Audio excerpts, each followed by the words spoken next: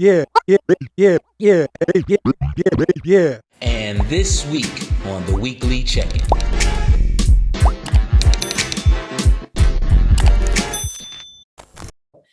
Good morning, good afternoon, good evening, wherever you are in the world. This is the Weekly Check-In. Before we dig and dive into all things that matter to us, I first want to thank and greet our guest contributors. It is the illustrious Dr. Sherice Janaye Nelson. How are you doing, sis? I'm doing good. That's good. And Brother Dave Crawford, what it do? How you doing? All right. I'm good. All right. So before we get into it, I want to also thank all of you for tuning into the Weekly Check-In. There are so many of you that are new to the Weekly Check-In, but I just want you to know that we are grateful. There are so many news sources and talk shows that you could tap into, and you checking into us means a lot. And we also thank you for the comments that we're getting. I mean, you've been lighting up our videos. We read them and we respond to as many as we can. The core of Arc Republic is productive engagement. When I started Arc Republic in 2017, core thing was that I wanted more productive engagement. So even if we disagree, we appreciate it. And so we're going to keep this mothership going. So let's get into our topics for today. Let's talk about these PPP scams, all right? Or let's talk about PPP in general. But let's focus on these scams. So in last April, the Department of Justice released a hiring announcement that they were hiring attorneys to prosecute PPP scams. And what we are seeing, and look, in the ghetto grapevine, I had heard, I don't know if it's true, some people have been tapping into PPP loans. Let me say this. Often the little person gets the the brunt of the punishment, whereas the real big thieves walk away free and on their jets. So the beginning of this year, or actually as early as September 2020, there were reports that there were a lot of big corporations who received PPP assistance who should not have received PPP. As a result, in my opinion, that kind of set a tone for other people to then graduate and also obtain PPPs. But what we are starting to find out are people are starting to get audited for these PPPs, and people that then had no business to get a PPP, like the Instagram models, are now either you pay the money back or you serve Fed time. And what we know about Fed time, you got to serve all of it, if not most of it. What are your thoughts on PPP and what we need to do about this? Well, first, I want to talk about your early point about how the little guys is always going to be the one who catch the heat for stuff like this, because as you said, there were businesses that were being considered small businesses the first go around who were getting these loans. And honestly, I feel like a lot of the people who came back the second time around was feeling like it was time for get back. I know, I've spoken to some people who's like, well, if Chipotle can be considered a small business, I need to go get me a loan. If the Lakers can be considered a small business, I should be able to get me a loan as well. So I think that's where some of the thinking has come from. And also, we in a crazy place. It's like economic Mad Max. People trying to get in where they fit in, find money wherever they can, however they can. So I have seen some people who have, I guess, taken advantage of the PPP loans. And I just hope that those that took advantage the right way and were able to do something with it as opposed to just blowing their money. That's what I'll say. Well, let's just be clear. So when it comes to these PPP scams, what I know is that on the one hand, that where the Department of Justice is ramping up their hiring lawyers to be able to adjudicate this matter, private lawyers are also ramping up, right? So I think this is going to be an epic fight, if that makes any sense.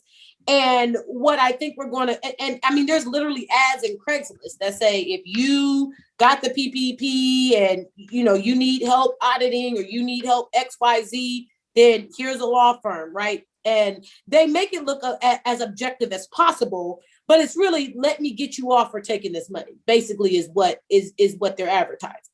But in a very, standard, legalistic way. You have rights. You you can be protected because of the rights that you have. Blah blah blah. All these different things.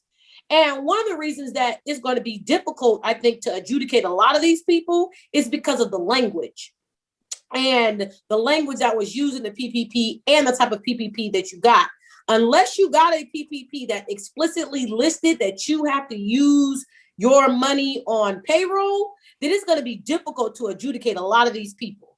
Because I can't, even as an Instagram model, right? If I'm an Instagram model and I have filed as a sole proprietor, then it's going to be difficult for you to tell me what I can't use my money on as a Instagram model. Although that wasn't what the policy intended for, it is going to be difficult to adjudicate that if that person did not take a loan that required you to have payroll. So that to me, I mean, we're going to get into a rabbit hole. I do think those that were the most egregious are going to get caught up and they're going to either have to pay this money back or do jail time. I don't see a lot of us doing jail time because I think what a lot of us are going to do is just forfeit our refunds or not work. Or, I just think that there'll be other ways that the IRS will get their money, that the IRS will come after you get this money back. So I think jail time is far off. But I do think for those that were egregious, that went and got $100,000 and, anything over than that is going to be the case. Another little birdie from Washington on the inside has basically said, unless you got more than 50,000, they're not looking at you for real. Okay, that's definitely good to know. I think that two things that came to mind in this segment is the law world. Every couple of years, or let's say every wave of new lawyers, there is a kind of new legal genre to jump into. The last one before this is the credit, clean your credit up, file for bankruptcy. Before that, it is, because I understand this one very well. You're using video or images without licensing, let me sue you, or music, let me sue you. To me, this is the new wave of the legal hustle that we have for years to come, these PPP loans and even EIDL loans, and what to do. That's one thing I want to say. My question before I make my second statement is that what is the impact you think this will have on the economy, if it will have any impact? Well, the first off, I mean, without the PPPs, regardless of how they were used, the only reason we didn't go into another great recession or a depression is because of those PPP loans, regardless of how they were spent. So when we keep having these conversations about now we're going to adjudicate people, yeah, but while Jeff Bezos was getting rich, Jeff Bezos was getting rich off of PPP money. Right.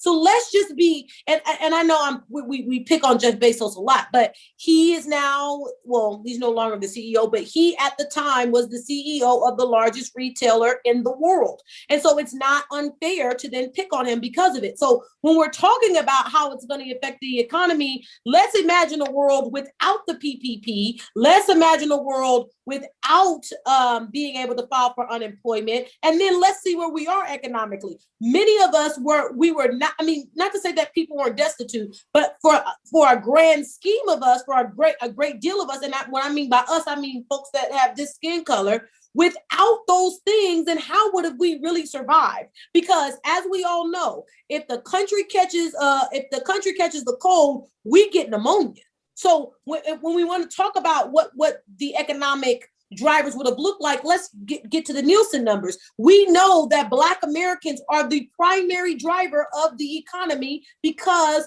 money that comes into our community doesn't even stay in the community for an hour. The money is gone within 6 minutes. Money coming into the Black community is gone back outside of that Black community in 6 minutes. And the Nielsen report says that we are the drivers of the American economy. So when we're talking about these PPP loans and what the economy looks like, it means that Black folks, whether whether it was unlawful or not, if they wouldn't have had that money in their hands, the economy would not be in the predicament and the good standing that we currently see it to be in. Dame, your thoughts?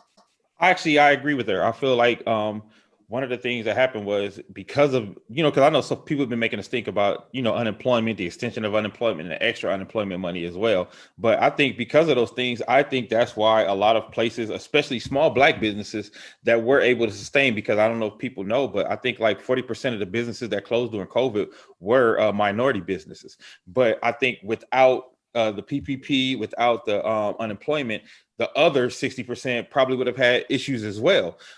So we were able to take that money, because I know for me, even, I wasn't on unemployment or anything like that, but I made specific sacrifices to try to support Black businesses when COVID hit, because I knew, that's who would be hit the hardest. So I feel like because of those things, we probably damn near kept the whole economy afloat from 100% collapsing and crashing during this whole COVID time. Because if you imagine the amount of people that ended up being laid off and unemployed because of COVID, because of the shutdown, because of lack of production, because there was such a domino effect to COVID, right? Because once you have the shutdown, you have less people shopping, now you need less people for work, you have less people for work, and now you have less, so it's like, it was just like a domino effect that kept going and trickling down. So if you didn't have these other outlets financially,